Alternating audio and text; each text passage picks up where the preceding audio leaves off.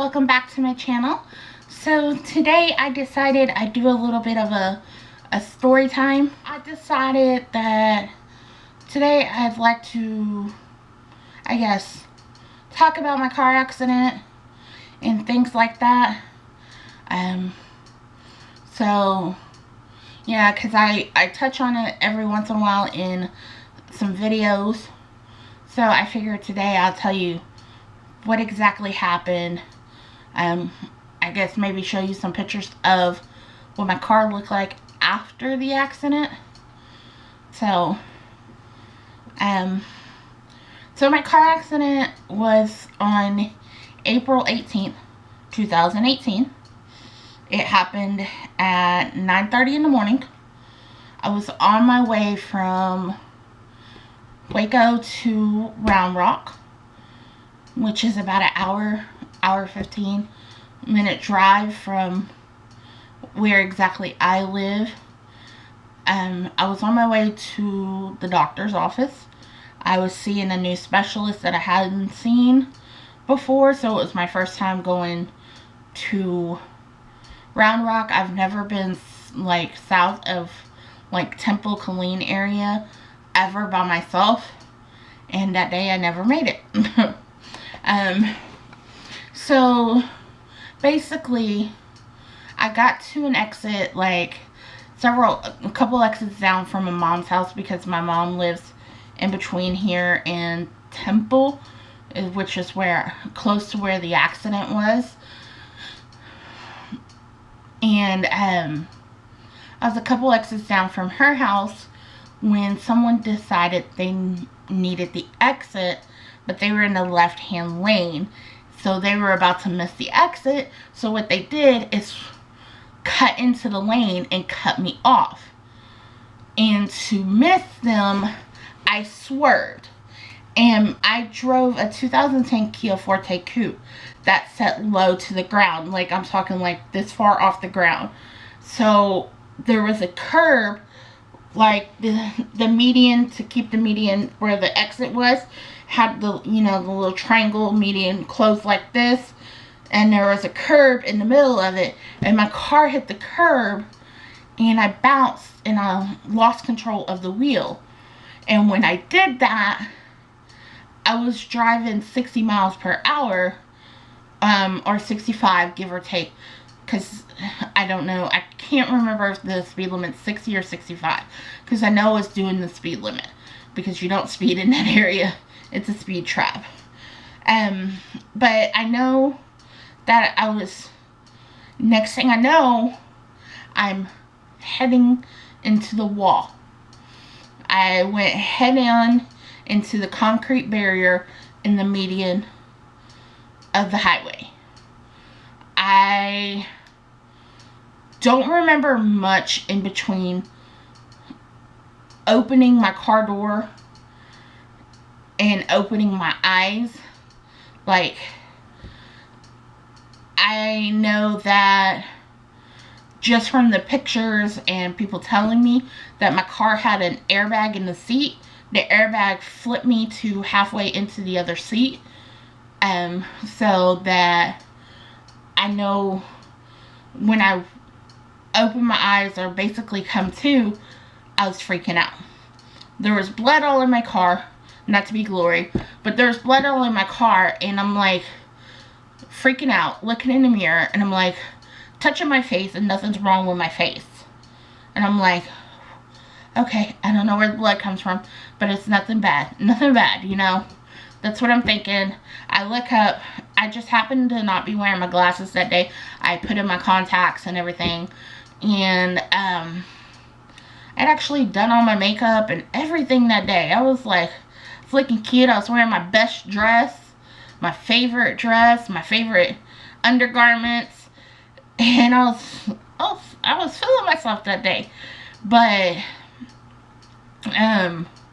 so I was like, okay, everything's good. I had a pair of sunglasses on.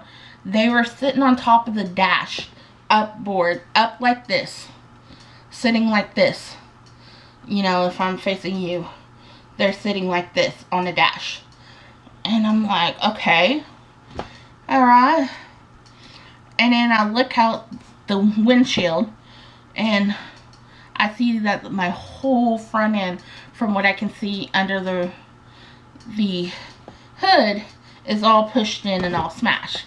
I'm like, oh, okay. I'm like, alright. And then someone comes, I'm getting my car door open. Someone comes running up. Nicest lady ever. She was so helpful, so very nice. She was with me all the way up until the time they put me in the ambulance and took me away. So she comes up, she's like, are you alright? Are you alright? And I'm like, I'm okay. I'm shaken up at this point, like extremely shaken up. And she's she come around the car door, and she's like standing there, and she's like, don't be alarmed, but you have a giant cut on your leg. And I was like, oh, that's the blood. You know, I'm not thinking anything of it. She's just like, oh, it's a cut. No, that was more of a gash.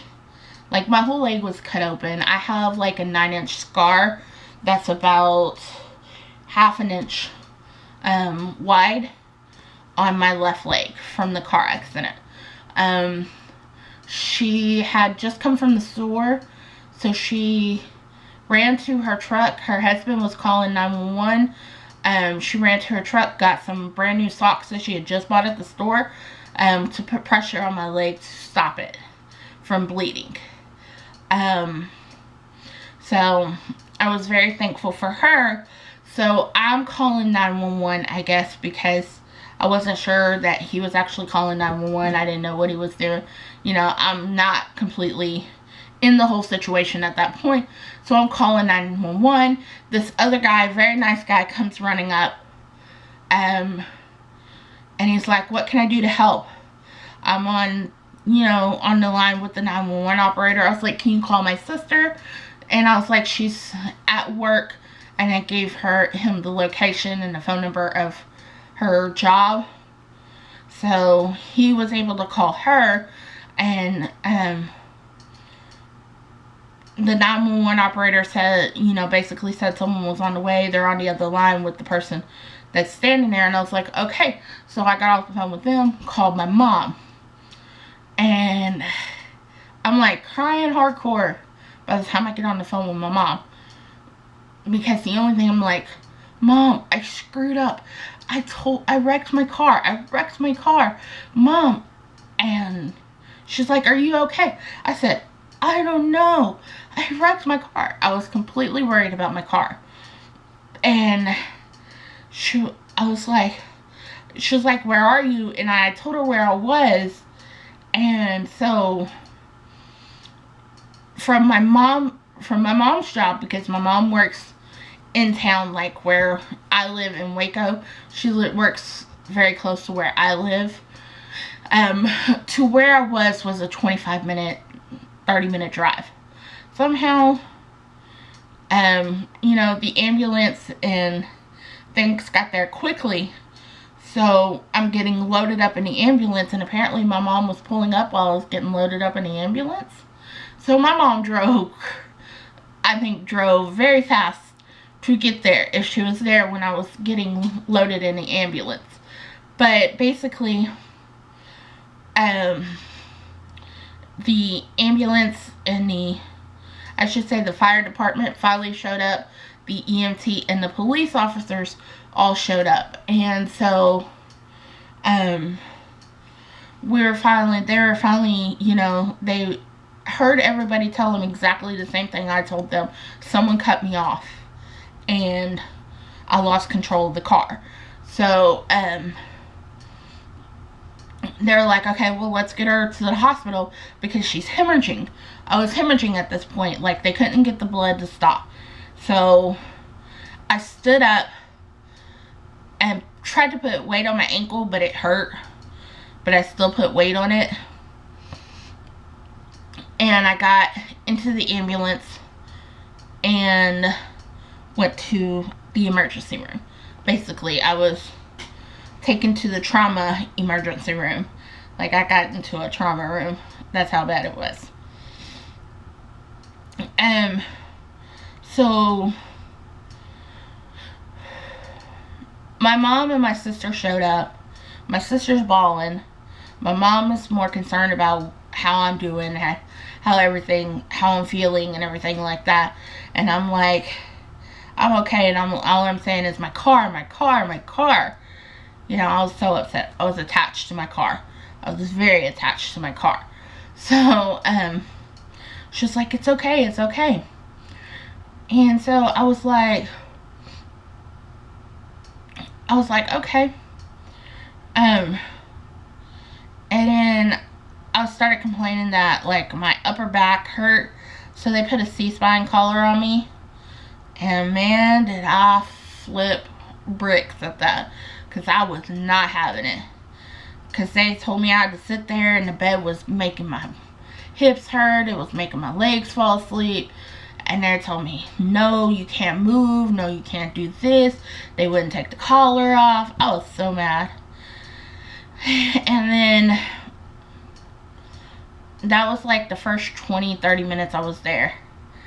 And then about 45 minutes after I was there, they sent in someone to look at the gaping hole in my leg, basically, because it was very deep, like very, very deep. And they wanted to make sure that the cut hadn't affected the ligaments or anything in my knee.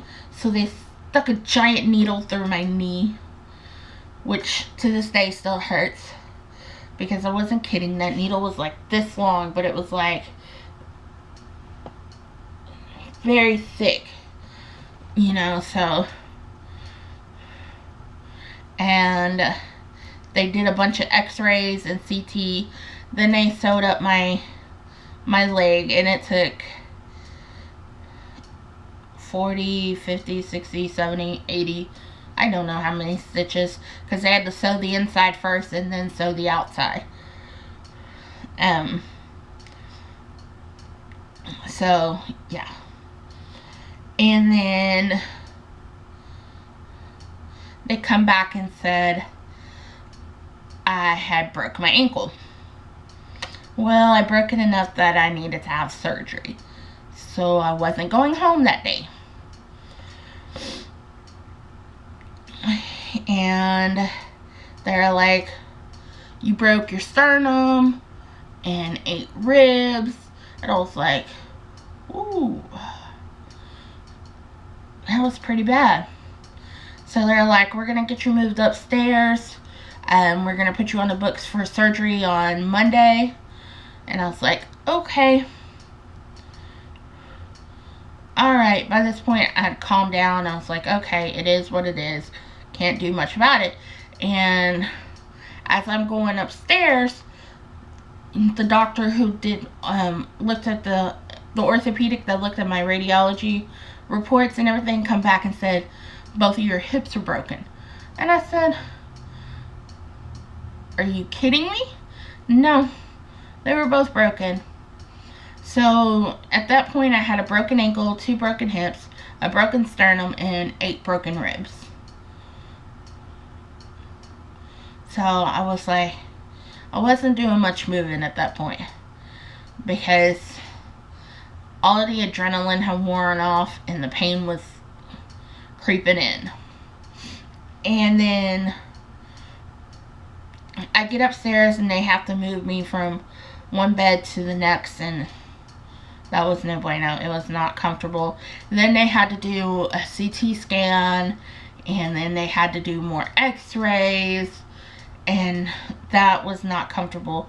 So that first night I was not comfortable in the hospital. So in total, in the hospital,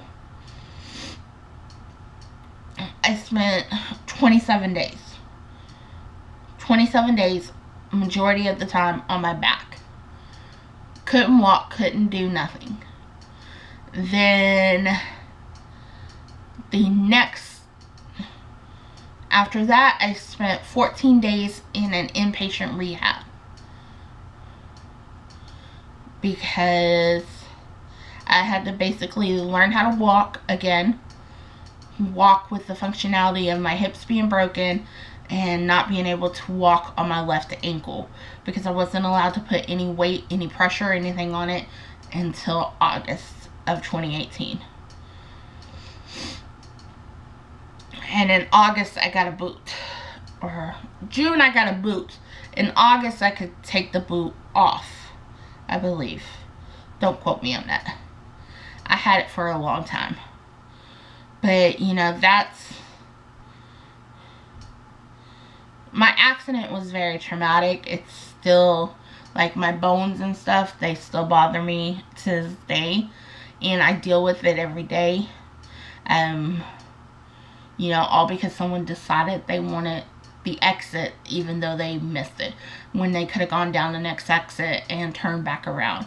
It's very simple. It's very easy. They could have prevented the whole thing.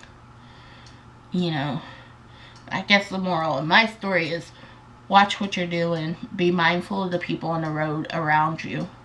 And be careful, because you're taking someone else's life in your hand when you do things like that.